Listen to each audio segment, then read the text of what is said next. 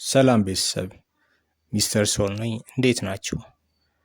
ለዚህ ቻናል አዲስ የሆናችሁ ይህንን ቻናል ሰብስክራይብ ማድረግ፣ ላይክ ማድረግ እንዳትረሱ። እንግዲህ በዛሬ ትምህርታችን ይዤላችሁ የመጣሁት የ9ኛ ክፍል ሂስትሪ ዩኒት 6 አፍሪካ ኢን ዘ አውትሳይድ ወርልድ በሚለው ርዕስ ስር ፓርቱን ይዤላችሁ ነው የመጣሁት። ፓርቱ ላይ መጀመሪያ የምናገኘው ዘ ፈርስት ኮይደች ዋር ነው። ፈርስት ኮይደች ዋር 1659 ነው የተካሄደው። ግን ኮዙ ምንድን ነበር የሚለውን ወደኋላ መለስ ብዬ ለማስታወስ ልሞክር። ፈርስት ኮይደች ዋር እንዲጀመር ምክንያት የሆነው ቦየርስ ወይም ደግሞ ደች ዋይት ሴትለርስ ሳውዘን ፓርት ኦፍ አፍሪካ ሴትል ካደረጉ በኋላ የኮይኮዮችን ወይም ደግሞ የኮዮቹን ግሬዚንግ ላንድ ወይም ለከብቶቻቸው የሚሆነውን የግጦሽ መሬት ኮንትሮል በማድረጋቸው እና እዛ ላይ ሴትል በማድረጋቸው የተነሳ ፈርስት ኮይደች ዋር ሊነሳ ቻለ ማለት ነው። ማን አሸነፈ በዚህ ጦርነት የሚለውን ስናይ ቦየርስ ዌር ዲፊትድ። ቦየርስ ማለት እንደነገርኳችሁ ደች ሴትለርስ ናቸው፣ ነጭ ሰፋሪዎች ናቸው፣ ወይም ደግሞ ዛሬ ኔዘርላንድ እያልን የምንጠራቸው ናቸው። ሶ ኢን ዲስ ባትል ቦየርስ ዌር ዲፊትድ ኤንድ ዌር ፎርስድ ቱ ሪትሪት ባክ ቱ ዘ ኮስት። ስለዚህ ቦየሮች በኮይኮዮች ተሸነፉና ወደ ሳውዝ አፍሪካ ኮስታል ኤሪያ ሄዱና ተቀመጡ ማለት ነው። ከዛ ዘ ሰከንድ ኮይደች ዋር ይካሄዳል። ዘ ሰከንድ ኮይደች ዋር የተካሄደው ከ1673 እስከ 1677 ባለው ጊዜ ነበረ። በዚህ ጦርነትስ ማን አሸናፊ የሆነ ውጤቱስ ምን ሆነ የሚለውን ደግሞ ዘ ኔቲቭ ኮይሳንስ ዌር defeated and forced to move deep into the interior of the South Africa። ስለዚህ ኔቲቭ ኮይሳኖች ወይም ደግሞ ነባሮቹ የሳውዝ አፍሪካ ህዝቦች ኮይሳኖች በዚህ ጦርነት ተሸነፉና ዲፕ ኢንቱ ዘ ኢንቴሪየር ኦፍ ሳውዝ አፍሪካ ወደ ውስጥ ገብተው ወደ ላይ ሪትሪት አድርገው እንዲኖሩ ተገደዱ ማለት ነው። ፋይናሊ ዘ ኔቲቭስ ሎስት ዜር ኢኮኖሚክ ፖለቲካል independence and agreed to collaborate and work for the Boers as herdmen and hunters። በመጨረሻም እንግዲህ ከተሸነፉ በኋላ ኔቲቮቹ ወይም ደግሞ ኮይሳኖቹ የነበራቸውን የኢኮኖሚ የፖለቲካል ነፃነት አጡና እንዲሁም ደግሞ ከቦየርሶቹ ጋር ተባብረው እየሰሩ እንደ ሄርድስሜን እንደ ከብት ጠባቂና እንደ አዳኝ ሆነው በመስራት እያገለገሉ ከእነሱ ጋር ለመኖር ተስማሙ ነው የሚለን። but through time the Khoisan lost their language and also cultural identity and they began to adopt the Dutch language and culture። ከጊዜ በኋላ ግን ኮይሳኖች የራሳቸውን ቋንቋ እንዲሁም ደግሞ የባህል ማንነት እያጡ መጡና የዶቾቹን ቋንቋና ባህል አዶፕት ማድረግ ኮፒ እያደረጉ መምጣት ጀመሩ ማለት ነው። አሁን እንግዲህ የቦየርሶቹና የኮይኮዮቹ ወይም የኮይሳኖቹ ሪሌሽንሽፕ ይሄን ይመስላል። አሁን ደግሞ ወደ ቀጣይ ርዕሳችን ስንመጣ ኮንፍሊክት ቢትዊን ቦየርስ ኤንድ ዞሳ ፒፕል ኮንፍሊክት ቢትዊን ቦየርስ ኤንድ ዞሳ ፒፕል እናገኛለን። ዞሳ ዌር አናዘር ፒፕል ኢን ሳውዝ አፍሪካ። ዞሳ ልክ እንደ ኮይኮይ ሌላ በደቡብ አፍሪካ ይኖሩ የነበሩ ኔቲቭ ህዝቦች ነበሩ። አሁን እንግዲህ በዚህ ጋር የምናየው የዞሳዎቹንና የቦየርሶቹን ግጭት ደግሞ እናያለን። በዚህ ጋር ኮንፍሊክት አሮዝድ ኮንፍሊክቱ እንዴት ሊነሳ ቻለ የሚለውን ስናይ ኮንፍሊክት አሮዝድ when the Boers moved into the fertile grazing land of ዙርቬልድ in 1770s። እንግዲህ ይሄ ዙርቬልድ የሚባለው ኤሪያ የዞሳዎቹ ነበር። ስለዚህ ቦየርሶቹ ዙርቬልድ የሚባለውን ፈርታይል የሆነ የዞሳዎች የግጦሽ መሬት 1770ዎቹ በያዙ ጊዜ ነበር በሁለቱ መካከል ግጭት ሊነሳ ይቻላል። and the Zosa had more population than the Khoisan። ከኮይሳኖቹ ጋር ስናወዳድራቸው ዞሳዎቹ የተሻለ የህዝብ ቁጥር አላቸው። ኤንድ ኦልሶ they have a close social organization የጠበቀ የማህበረሰባዊ ግንኙነት ነበራቸው። therefore there was formidable opposition to the colonists። ስለዚህ ጥሩ የሶሻል ኦርጋናይዜሽን ስለነበራቸው እንዲሁም ደግሞ የህዝብ ቁጥራቸው ከኮይሳኖቹ በተሻለ በዛ ያለ ስለነበረ ቦየሮቹን ሬዚስት ማድረግ ኦፖዝ ማድረግ ጥሩ ኦፖዚሽን መፍጠር ችለው ነበር። and the violent conflicts between the Trek Boers and the Xhosa began in 1779 and continued for a century። ስለዚህ በዞሳዎቹና በቦየሮቹ መካከል የነበረው ግጭት 1779 ተጀመረና እስከ ምን ያክል ጊዜ ቆየ? ለአንድ ሴንቸሪ that means እስከ 19th ሴንቸሪ ድረስ መቆየት የቻለ ግጭት ነው ማለት ነው። and it is estimated that 9 frontier wars took place during this time። እንግዲህ እንደሚገመተው ከሆነ ስንት ጦርነቶች ተካሂዷል? 9 ጦርነቶች ተካሂዷል። እንግዲህ 9 ጦርነቶች ሲካሄዱ 3ቱን ከማን ጋር ያካሄዱት?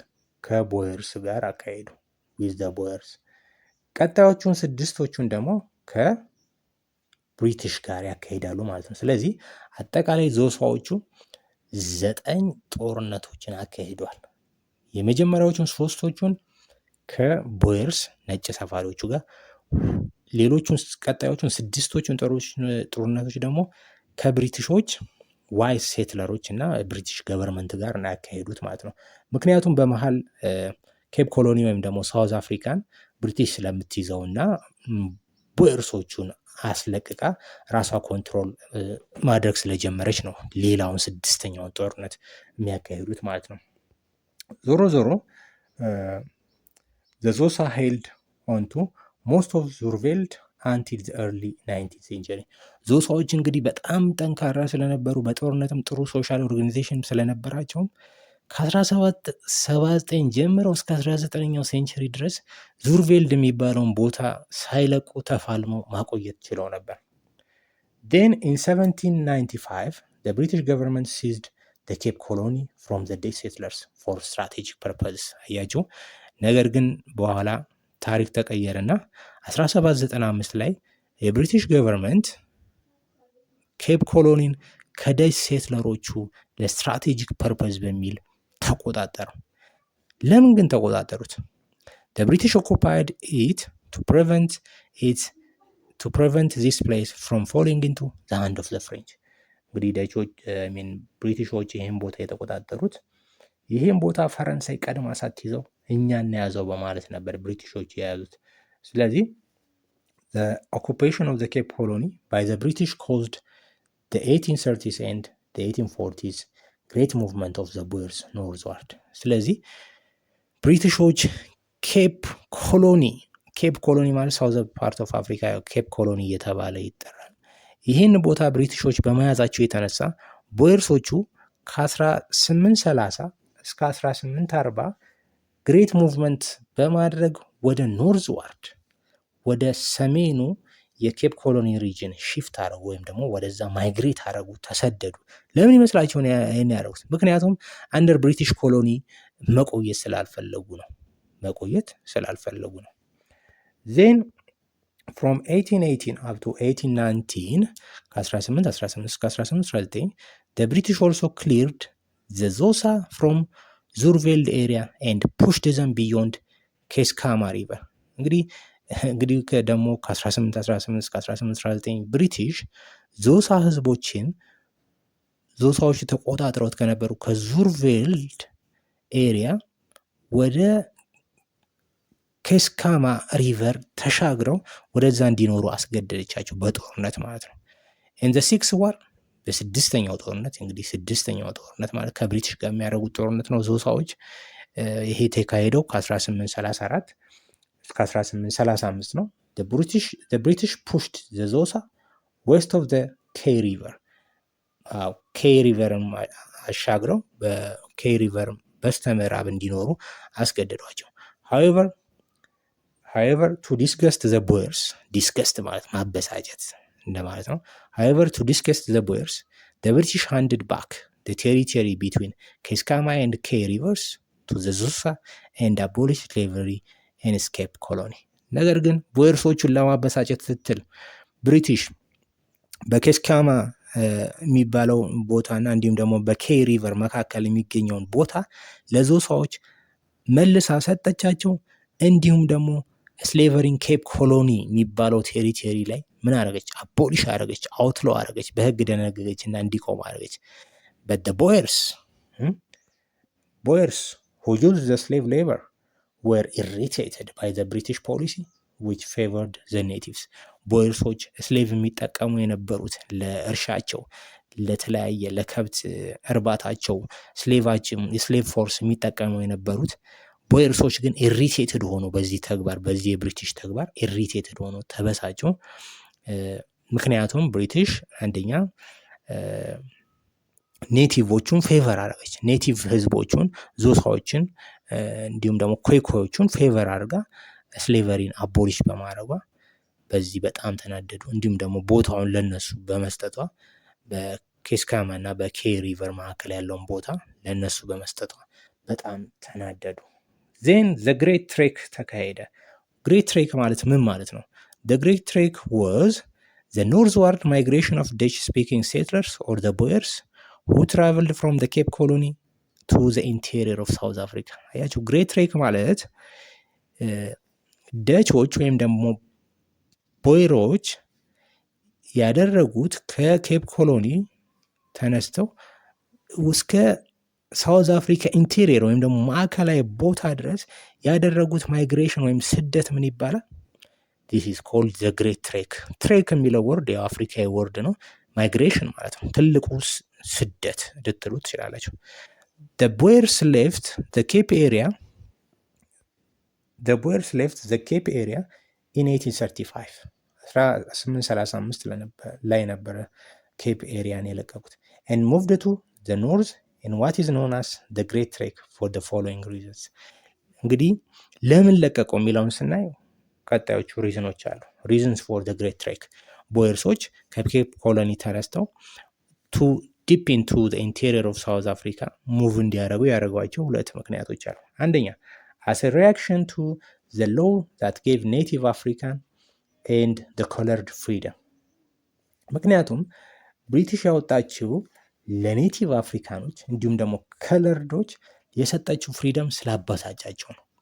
ከለርድ ማለት ከደቾች ከኢንዲያኖች ተዳቅል የተወለዱ ጥቁርም ያልሆኑ ነጭም ያልሆኑ መካከል ላይ ያሉ ዜጎች ማለት እንዲሁም ደግሞ ኔቲቭ አፍሪካኖቹ ጥቁሮቹ ናቸው። እንግዲህ ለእነሱ የሰጠችው ያወጣችው ህግ ስላናደዳቸው ነው። ለዛ እንደ ምላሽ ነው፣ አዘ ሪአክሽን ነው ወደዛ ሙቭ እንዲያደርጉ ያደረጋቸው። ሁለተኛ as an opposition to the new ideas of equality between the black and the white። እንዲሁም ደግሞ ሁለተኛው ምክንያታቸው ሙቭ ያደረጉበት ወይም ደግሞ ማይግሬት ያደረጉበት ሪዝን ምንድን ነው? ነጭና ጥቁር እኩል መሆን አለበት የሚለው አይዲያ ስላልተዋጠላቸው ነበረ ሙቭ ያደረጉት። እስቲ አሁን ደግሞ እንደ ክላስ ወርክ እንዲሆንን እነዚህን ጥያቄዎች እንስራ። question number 1 what is the Great Trek? Great Trek ምንድን ነው? The Great Trek was the migration of Dutch white settlers or the Boers from the Cape Colony to the interior of South Africa። that's እንደዛ ብላችሁ ከመለሳችሁ ትክክል። ጥያቄ ቁጥር 2 what was the reason for the migration of Dutch or the Boers from Cape Colony to north the interior of South Africa? ለምንድን ነው ደቾቹ to the interior of South Africa እንዲሰደዱ ያደረጋቸው ምክንያት? አንደኛ as a reaction to the law that gave the native Africa and the colored freedom ካላችሁ ትክክል። ሁለተኛ reason as an opposition to the new idea of equality between blacks and whites። so that is the reason። ወደ ቀጣይ ቶፒካችን ስንመጣ ኢሮፒያን ኤክስፕሎረርስ ኤንድ ሚሽነሪስ፣ አውሮፓውያን አሳሾች እና ሚሽነሪዎች ወይም ደግሞ የሃይማኖት ሰባኪዎች እናያለን። the nature of the relation between the Europeans and African changes when the European interest toward Africa changes። እንግዲህ በአፍሪካና በአውሮፓውያኖች መካከል የነበረው ግንኙነት ሁኔታ የተለወጠው መቼ ነው? አውሮፓውያኖች ስለ አፍሪካኖች ያላቸው ኢንተረስት ወይም ደግሞ ፍላጎት ሲቀየር ያላቸውን ግንኙነት ተቀየረ ይለናል። and the movement for the abolition of slave trade and the industrial revolution had motivated the European to change their interest toward Africa። አንደኛ ስሌቭ ትሬድ አቦሊሽ መደረጉ ወይም ደግሞ አውትሮ መደረጉ እንዲሁም ደግሞ ኢንዱስትሪያል ሪቮሉሽን መጀመሩ አውሮፓያኖች ለአፍሪካ ያላቸው ኢንተረስት እንዲለወጥ ሞቲቬት አደረጋቸው ማለት ነው። ስለዚህ አንደኛ ስሌቭ ትሬድ አቦሊሽ መደረጉ፣ ሁለተኛ ኢንዱስትሪያል ሪቮሉሽን መጀመሩ አውሮፓያኖች ስለ አፍሪካ ያላቸው ኢንተረስት እንዲቀየር ሞቲቬት ያደረጓቸው ሁለት ፋክተሮች ነበሩ ማለት ነው። The Europeans needed Africa to be the following። እንግዲህ ኢንዱስትሪያል ሪቮሉሽን ከተጀመረ በኋላ እንዲሁም ደግሞ ስሌቭ ትሬድ አውትሎው ከተደረገ በኋላ ወይም ደግሞ አቦሊሽ ከተደረገ በኋላ ኢሮፒያኖች አፍሪካ ምን እንድትሆንላቸው ነው የፈለጉት? ሶስቱን ነገሮች እንድትሆኑ ፈለጉ። ኢሮፒያንስ ኒድድ አፍሪካ ቱ ቢ አንደኛ ሶርስ ኦፍ ሮ ማቴሪያልስ፣ አፍሪካ ለኢንዱስትሪያቸው የጥሬ ዕቃ ምንጭ እንድትሆናቸው ፈለጉ። ምክንያቱም የአውሮፓ ኢንዱስትሪዎች ምን ያስፈልጋቸዋል? ፕሮሰስ የሚያደርጉት ሮ ማቴሪያል ያስፈልጋቸዋል። ሁለተኛ ኢሮፒያንስ ኒድድ አፍሪካ ቱ ቢ ማርኬት ፎር ዴር ፊኒሽድ ጉድስ፣ አፍሪካ ለማኒፋክቸር ላደረጉት ፊኒሽ ላደረጉት ጉድስ ወይም ደግሞ ዕቃ የገበያ ቦታ እንድትሆናቸው ፈለጉ። ኦኬ። ሶስተኛ ኢሮፒያንስ ኒድድ አፍሪካ ቱ ቢ ፕሌስ ኦፍ ሴትልመንት ኤንድ ኢንቨስትመንት፣ እንዲሁም ደግሞ አፍሪካ ለዜጎቻቸው የሰፈራ ቦታ እንዲሁም ደግሞ ኢንቨስትመንት ኤሪያ እንድትሆናቸው ፈለጉ ማለት ነው። ዲስፓይት ሴንቸሪስ ኦፍ ኮስታል ትሬዲንግ ዲስፓይት ኦፍ ሴንቸሪስ ኦፍ ኮስታል ትሬዲንግ ኮንታክትስ ዩሮፒያንስ ዌር ስቲል ኢንክሬዲብሊ ኢግኖራንት ኦፍ አፍሪካ። እንግዲህ ሴንቸሪ የፈጀ ከአፍሪካኖች ጋር አውሮፓያኖች ሴንቸሪ የፈጀ ኮስታል ኤሪያ ትሬድ ቢያካሂዱም እንኳን ስለ አፍሪካ ያላቸው እውቀት ግን ኢንክሬዲብሊ ኢግኖራንት ነው። they knew very little about Africa። ስለ አፍሪካ የሚያውቁትን ነገር ምንድን ነው? they knew very little about Africa። ስለ አፍሪካ የሚያውቁት በጣም ትንሽ ነበር። they knew very little about Africa። ስለ አፍሪካ ጥቂት ነገር ነው የሚያውቁት የነበረው። they knew very little about African peoples and also they knew very little about African history። ስለ አፍሪካም ታሪክ የሚያውቁት በጣም ጥቂት ነገር ነበር። ኦኬ። ስለዚህ most of the interior of Africa remained unmapped and unknown to Europeans። ለሴንቸሪ ያክል ከአፍሪካኖች ኮስታል ኤሪያዎች ጋር ንግድ ቢያደርጉም ስለ አፍሪካ ኢንቴሪየር ፓርት ወይም ደግሞ ውስጥ ማፑ ምን እንደሆነ አያውቁም።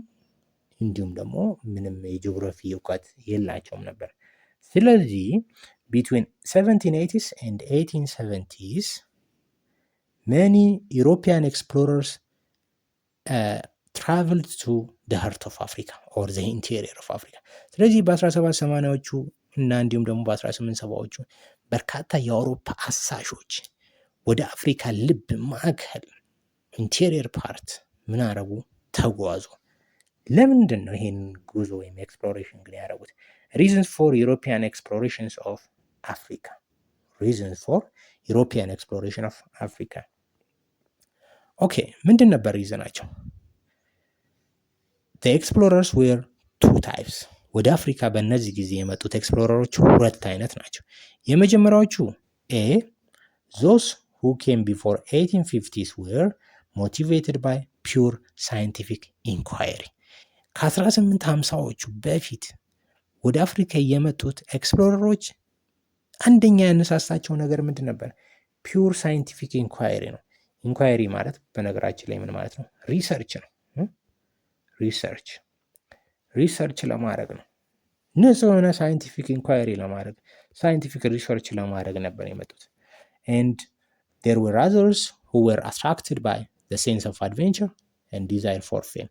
እንዲሁም ደግሞ ከሳይንቲፊክ ኢንኳይሪ ከማድረግ ባሻገርም ሌሎች ነበሩ። ለምሳሌ አድቬንቸር የሚወዱ ጀብድ ማድረግ የሚፈልጉ ኤክስፕሎር ማድረግ የሚፈልጉ አሉ። እንዲሁም ደግሞ ሌሎቹ ፌም ዝና እንዲኖራቸው የሚፈልጉም ስለነበሩ ነው።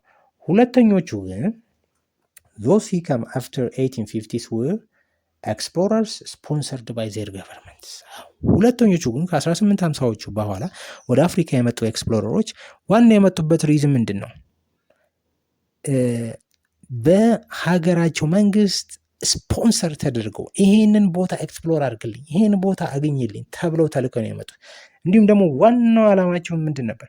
they were direct agents of colonial expansion። በቃ የቅኝ ግዛት አስፋፊ ዋና ተወካይ ሆነው እንዲሰሩ ነው የተላኩት። የአፍሪካ ቦታዎችን ለአውሮፓውያን ቅኝ ግዛት ለማመቻቸት ቦታዎችን እንዲመርጡላቸው ነው የላኳቸው ማለት ነው የእያንዳንዱ ሀገር መንግስታት። ኦኬ፣ አሁን ደግሞ አዲስ ርዕስ ላይ ደርሰናል። ዩሮፒያን ሚሽነሪ አክቲቪቲስ ኢን አፍሪካ። ዩሮፒያን ሚሽነሪ አክቲቪቲስ ኢን አፍሪካ። የአውሮፓውያን የሃይማኖት አስፋፊዎች ስራ በአፍሪካ ምን ይመስላል? ምን አይነት ሃይማኖት ይዘው መጡ? ተሳካላቸው ወይስ አልተሳካላቸውም የሚለውን እናያለን። ካቶሊክ ሚሽነሪስ ፍሮም ፖርቹጋል ኬም ቱ አፍሪካ ፎሎዊንግ ዘ ፖርቹጊዝ ፔኔትሬሽን ኦፍ ትሮፒካል ኤሪያ። እንግዲህ የፖርቹጋል ካቶሊክ ሚሽነሪዎች ወደ አፍሪካ የመጡት መቼ ነበር? ፖርቹጊዝ ኤክስፕሎረርስ የአፍሪካን ትሮፒካል ኤሪያ ፔኔትሬት አድርገው ኤክስፕሎር ካደረጉ በኋላ እንግዲህ ፖርቹጋሎች ምኖቻቸውን ላቁ፣ ኤክስፕሎረሮቻቸው ቦታውን ካሰሱና ካወቁት በኋላ በተለይ የአፍሪካን ትሮፒካል ኤሪያ ካወቁት በኋላ የፖርቹጊዝ ካቶሊክ ሚሽነሪዎችን ወደ አፍሪካ ላኩ። and the missionaries who came to Africa in the late 15th and 16th centuries tried to convert African rulers። እንግዲህ በ15ኛው እና በ16ኛው ሴንቸሪ ወደ አፍሪካ የመጡ ካቶሊክ ሚሽነሪዎች የአፍሪካን ሩለሮች ወደ ኮንቨርት ለማድረግ ነው የጣሩት። ወደ ካቶሊክ ሃይማኖት ኮንቨርት ለማድረግ ነው የጣሩት። and they tried to make African rulers valuable allies for Portuguese። እንግዲህ የአፍሪካን መሪዎችን ወሳኝ የፖርቹጋል አላይ ወይም ደግሞ ፍሬንድ እንዲሆኑላቸው ነበር የፈለጉት። but the African rulers realized the real motives of the missionaries and most of them stood against them።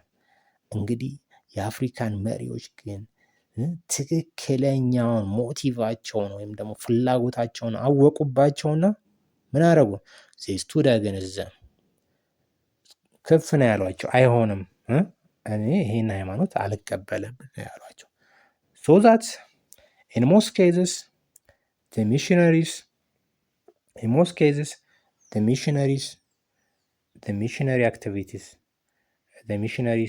were not successful።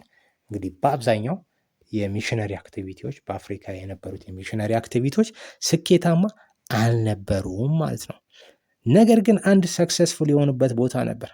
ሰክሰስ ሚሽነሪ አክቲቪቲስ was seen in Congo። አያችሁ እንግዲህ ካቶሊክ ሚሽነሪዎች ፖርቹጊዝ ካቶሊክ ሚሽነሪዎች ግን የአፍሪካ ንጉሶችን ኮንቨርት ማድረግ የቻሉበት አንድ የአፍሪካ ቦታ አለ። ያም የት ነው? ያም ኮንጎ ነው። ኮንጎ ዊስኬ እዛ ስኬታማ መሆን ችለው ነበር። ያው የኮንጎን ንጉስ ምን ይባላል? ማኒ ኮንጎ ነው አይደል የሚባለው? ማኒ ኮንጎዋቸውን ኮንቨርት አድርገውት ነበረ።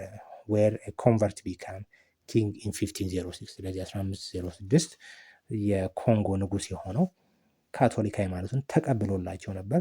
ስለዚህ ኮንጎን የስሌቭ ሬዲንግ ግራውንድ ወይም ደግሞ የባሪያ ንግድ ማዕከል አድርገው በመጨረሻም ማኒ ኮንጎን ወይም ደግሞ የኮንጎን ንጉስ እስከ መግደል እንዲሁም ደግሞ ለዛ ስልጣኔ መውደቅ ድረስ ትልቅ ተጽዕኖ ማድረግ ይችላል ፖርቹጊዞቹ። and also there was an attempt in Ethiopia to convert Ethiopian Orthodox Christians to Catholicism። ኢትዮጵያ ውስጥም እንግዲህ የኢትዮጵያን ህዝቦችና ነገስታቶች ወደ ካቶሊክ ሃይማኖት ኮንቨርት ለማድረግ ተሞክሮ ነበር። በሆነ መልክም ተሳክቶ ነበር። but failed and the Jesuit missionaries were expelled in the mid 17th century። እንደምናሳውሰው ከአሁን በፊት እንደተማርነው ኪንግ ሲሲኒየስን ወደ ካቶሊክ ሃይማኖት ኮንቨርት አድርገውት ነበረ። በዛም የተነሳ የእርስ በርስ ጦርነት ወይም ደግሞ ሲቪል ዋር በመነሳቱ የተነሳ ስልጣኑን አብዲኬት በማድረግ ለልጁ ፋሲለደስ ስልጣኑን አሳልፎ ሰጠ። ስለዚህ ኪንግ ፋሲለደስ ደግሞ ኦርቶዶክስ ክርስቲያኒቲን ሪስቶር አደረገ በሀገሪቱ። እንዲሁም ደግሞ ካቶሊክ ሚሽነሪዎቹን ከኢትዮጵያ ኤክስፔል አደረጋቸው። ኤክስፔል ማለት ማስወጣት ማለት ነው። ስለዚህ ኢትዮጵያ ጋር ሞክረው ነበር፣ ግን ያን ያህል ስኬታማ መሆን አልቻለም። አሁን ደግሞ እስቲ ሪቪዥን ኤክሰርሳይሶችን እንስራ። መልቲፕል ቾይስ which of the following cannot be the feature of the second phase of the Atlantic slave trade? Which of the following cannot be the feature of the second phase of the Atlantic slave trade? የአትላንቲክ ስሌቭ ትሬድ ሰከንድ ፌዝ ፊቸር ወይም መገለጫ ያልሆነው የቱ ነው ይለናል። ኤ it covered the period from 15th to the end of the 16th century. It covered the period from 15th to the end of the 16th century. B it was a monopolistic phase of the trade. C at this stage the volume of slave increased. D the slave merchants gained huge profit. እንግዲህ ምርጫዎቻችን ስናይ the slave merchants gained huge profit ትክክል ነው። ይሄ የሰከንድ ፌዝ ኦፍ ትራንስ አትላንቲክ ስሌቭ ትሬድ ፊቸር ነው ወይም ደግሞ ካራክተሪስቲክስ ነው። ሲን ደግሞ ስናይ at this stage the volume of slave increased. የስሌቮች ቮሊዩም ቁጥር በጣም ጨምሯል። B it was a monopolistic phase of the trade. second phase of the ትራንስአትላንቲክ ስሌቭ ትሬድ ምን ይባላል? ሞኖፖሊስቲክ ስሌቭ ትሬድ ይባላል፣ ወይም ደግሞ ትራያንጉላር ትሬድም እየተባለ ይጠራል። it covered the period from the 15th century to the end of the 16th century. ምን ይለናል? ከቨር የሚያደርገው ፔሪድ ከ15ኛው ሴንቸሪ እስከ 16ኛው ሴንቸሪ ነው ይለናል። ስለዚህ መልሳችን የሚሆነው ማን ነው ማለት ነው? ዘ አንሰር ኢዝ ኤ ያልሆነው ነው። ምክንያቱም ሰከንድ ፌዝ ኦፍ ዘ ትራንስ አትላንቲክ ስሌቭ ትሬድ ከመቼ እስከ መቼ ነው? እስከ 1690 ነው አይደል? እስከ 1690ዎቹ ከሆነ ይሄ 16 ሴንቸሪ ሳይሆን መባል የነበረበት ስንተኛው ሴንቸሪ ነው? 17 ሴንቸሪ ነው ማለት። ስለዚህ መልሳችን ያልሆነው ኤ ነው ማለት ነው። ኤ ነው። እሺ አሁን ደግሞ ወደ ኩዌስችን ነምበር 2 እንለፍ። the first Europeans to establish contact with West Africa were the first Europeans to establish contact with West Africa were እንግዲህ ከምዕራብ አፍሪካ ጋር ኮንታክት የመጀመሪያ ኮንታክት መፍጠር የቻሉት አውሮፓውያኖች የትኞቹ ናቸው ነው የሚለው። ኤ ፖርቹጊዝ፣ ቢ ስፓኒያርድስ፣ ሲ ደች፣ ዲ ብሪቲሽ። the correct answer is ኤ። ምክንያቱም ከዌስት አፍሪካ ጋር የመጀመሪያ ኮንታክት መፍጠር የቻለችው አውሮፓዊት ሀገር ፖርቹጋል ነች ማለት ነው። question number 3 which one of the following was the first foothold of the Portuguese on the African coast? which one of the following was the first foothold of the Portuguese on the African coast? እንግዲህ ፖርቹጋሎች አፍሪካ ኮስት ላይ መጀመሪያ የደረሱበት ቦታ የትኛው ነው ነው የሚለን። ኤ ኬፕ ባጃዶር፣ ቢ ካስል ኦፍ ኤልሚና፣ ሲ ጎልድ ኮስት፣ ሲ ሴዌታ ወይም ደግሞ ሴታ፣ ዲ ሴዌታ ወይም ሴታ። ኮሬክት አንሰራችን ሴዌታ ወይም ሴታ ነው። ስለዚህ ፖርቹጊዞች መድረስ የቻሉባት የመጀመሪያዋ የአፍሪካ ኮስታል ኤሪያ ኮንትሮል ያደርጓት የመጀመሪያዋ የአፍሪካ ኮስታል ኤሪያ ሴዌታ ነች ማለት ነው። question number 4 which one of the following was not among the effect of the so-called legitimate trade in Africa? የሌጊቲሜት ትሬድ በአፍሪካ ኢፌክት ያልሆነው የትኛው ነው? ኤ ኢንቴንሲቭ ኤክስፕሎይቴሽን ኦፍ አፍሪካን ናቹራል ሪሶርስ፣ ቢ hindered the economic development of Africa. hinder means negatively affect ማለት ነው። ሲ depopulation of productive section of the country. depopulation ማለት የህዝብ ቁጥር መቀነስ ማለት ነው። ዲ resulted in colonization of African continent. እንግዲህ ያልሆነው ነው የተባልነው። ያልሆነው ኤ ብናይ ኢንቴንሲቭ ኤክስፕሎይቴሽን ኦፍ አፍሪካን ናቹራል ሪሶርስ ተካሂዷል። ሌጂትሜት ትሬድ አዎ አድርጓል። ቢ ሂንደርድ ኢኮኖሚክ ዴቨሎፕመንት ኦፍ አፍሪካ ትክክል። ኢኮኖሚክ ዴቨሎፕመንታችንን ሂንደር አድርጓል ወይም ኔጌቲቭ አፌክት አድርጓል። ሲ ዲፖፑሌሽን ኦፍ ፕሮዳክቲቭ ሴክሽን ኦፍ አፍሪካንስ ዲፖፑሌሽን ኦፍ ፕሮዳክቲቭ ሴንተር ኦፍ ፕሮዳክቲቭ ሴክሽን ኦፍ አፍሪካ ያደረገው ሌጂትሜት ትሬድ ሳይሆን ትራንስአትላንቲክ ስሌቭ ትሬድ ነው። የአፍሪካን ወጣቱን ማህበረሰብ ሰራተኛው ማህበረሰብ የቀነሰብን ትራንስአትላንቲክ ስሌቭ ትሬድ ነው እንጂ ሌጂትሜት ትሬድ አይደለም። ስለዚህ መልሳችን የሚሆነው ሲ ነው። አምስተኛ who were the boers in South African history በደቡብ አፍሪካ ታሪክ ውስጥ ቦየሮች እነማን ናቸው? ኤ ኢንዲጂኒየስ ትራይብስ ኦፍ ሳውዝ አፍሪካ የአፍሪካ ነባር ህዝቦች ናቸው ይለናል። ይሄ ትክክል ነው እንዴ? አይደለም። ምክንያቱም የሳውዝ አፍሪካ ነባር ህዝቦች የሚባሉት ዞስ አሉ፣ ኮይኮይ አሉ፣ ሳን እነዚህ እና ሌሎች ናቸው እንጂ ዙሉ የመሳሰሉት ናቸው እንጂ እነዚህ አይደሉም። ቢ ዩሮፒያን ሴትለርስ ኦፍ ደች ዲሴንት የደች ዝርያ ያላቸው ዲሴንት ማለት ዝርያ ነው። የደች ዝርያ ያላቸው ነጭ ሰፋሪዎች ናቸው፣ አውሮፓያን ሰፋሪዎች ናቸው ይለናል። ይሄ ትክክል ነው። ሲ ብሪቲሽ ኮሎኒያል አድሚኒስትሬተርስ ብሪቲሽ አይደሉም። ቦየርስ ማለት ደቾች ናቸው ወይም ኔዘርላንድ ናቸው። ዲ ኤዥያን ትሬደርስ ሁ ሴትልድ ኢን ሳውዝ አፍሪካ ደቡብ አፍሪካ የሰፈሩ ኤዥያን ትሬደር ወይም ነጋዴዎች ናቸው ይለናል። መልሳችን ስለዚህ ቢ ነው። ዩሮፒያን ሴትለርስ ኦፍ ደች ዲሴንት የደች ዝርያ ያላቸው አውሮፓያን ሰፋሪዎች ናቸው። ስድስተኛ the earliest people to be enslaved and forced to work on the European plantation in America were እንግዲህ የመጀመሪያዎቹ በአውሮፓያን ኢንስሌቭድ ተደርገው ለአውሮፓያን ፕላንቴሽን በአሜሪካ ለመጀመሪያ ጊዜ እንዲሰሩ የተገደዱት የትኞቹ ናቸው ይለናል። ኤ ዋይት ስሌቭስ ፍሮም ዩሮፕ ከአውሮፓ የመጡ ነጭ ስሌቮች ናቸው ይለናል። ቢ ዘ ኔቲቭ ኢንዲያን አሜሪካንስ ወር ሬድ ኢንዲያንስ ኢንዲያንስ አሜሪካንስ ሬድ ኢንዲያንስ ይባላሉ። ነባር ኢንዲያን አሜሪካኖች ወይም ደግሞ ሬድ ኢንዲያኖች ናቸው ይለናል። ሲ ፒፕል ሁ ዌር ፍሮም ሳውዝ ዌስት ኤዥያ ከደቡብ ምዕራብ ኤዥያ የመጡ ሰዎች ናቸው ይለናል። ዲ ብላክ ፒፕል ፍሮም ዌስት አፍሪካ ከምዕራብ አፍሪካ የመጡ ጥቁር ህዝቦች ናቸው ይለናል። ትክክለኛው መልሳችን ምንድን ነው? ቢ ነው። ዘ ኔቲቭ ዘ አንሰር ኢዝ ቢ ነው።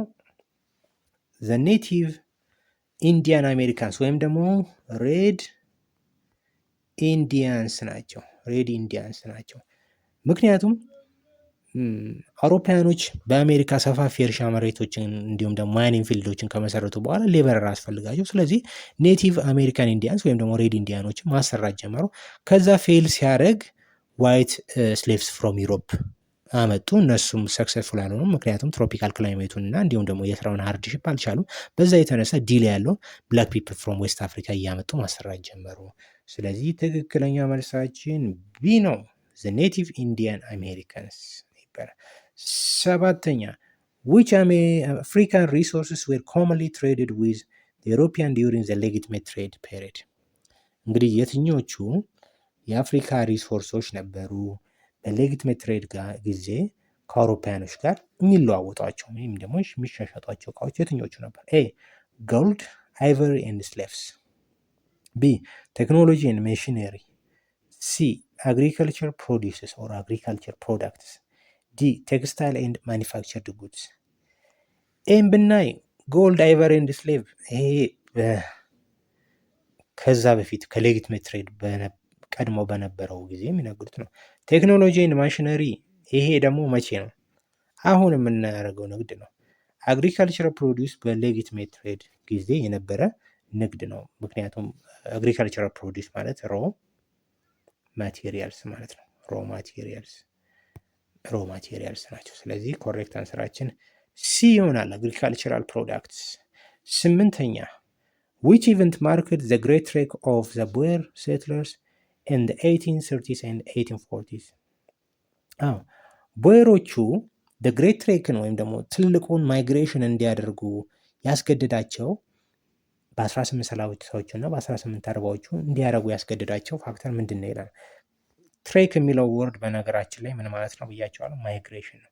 ታላቁ ማይግሬሽን በ1830 እና በ1840 ቦየሮች ከኬፕ ኮሎኒ ወደ ዲፕ ኢንቱ ዘ ኢንቴሪየር ኦፍ ሳውዝ አፍሪካ ሙቭ እንዲያደርጉ ያስገድዳቸው ፋክተር የቱ ነው ይለናል። ኤ ዲስከቨሪ ኦፍ ጎልደን ዳይመንድ ኢን ሳውዝ አፍሪካ በደቡብ አፍሪካ ወርቅና ዳይመንድ መገኘቱ ነው ይለናል። ቢ አራይቨል ኦፍ ብሪቲሽ ኮሎኒያል ትሩፕስ ኢን ቦየርስ ቴሪቶሪስ። ሲ ኢስታብሊሽመንት ኦፍ አፓርታይድ ሎውስ የአፓርታይድ ህግ መውጣቱ። ዲ ቦየርስ ማይግሬሽን ኖርዝ ዋርድ ቱ ኤስኬፕ ብሪቲሽ ሩል። ኮሬክት አንሰር ኢዝ የሚሆነው ዲ ነው። ኮሬክት አንሰር ኢዝ ዲ ቦየርስ ማይግሬሽን ኖርዝ ዋርድ ቱ ኤስኬፕ ብሪቲሽ ሩል። ምክንያቱም ኬፕ ኮሎኒን ብሪቲሽ ተቆጣጠረችው። ስለዚህ እዛው ቁጭ ብለው የሚኖሩ ከሆነ የብሪቲሽ ኬፕ ኮሎኒ ስር ይካተታሉ መሰለኝ። ስለዚህ ከዛ ለማምለጥ በማሰብ ነው ማለት ነው ግሬት ትሬክ ወይም ደግሞ ትልቁ ማይግሬሽን ወደ ኖርዝ ዋርድ ያካሄዱት። እንግዲህ ተማሪዎች የዛሬ ትምህርታችን በዚህ ያበቃል። ይሄንን ቻነል ለማሳደግ ሰብስክራይብ አድርጉ፣ ላይክ አድርጉ፣ ኮሜንት አድርጉ። እንዲሁም ደግሞ ለሌሎች ጓደኞቻችሁ ሌላ ትምህርት ቤትም በእናንተ ትምህርት ቤትም ለሚገኙ ተማሪዎች ሼር አድርጉልኝ። የዛሬ ትምህርታችን በዚህ ያበቃ። በዩኒት 7 እስከምንገናኝ ባባይ ሲያ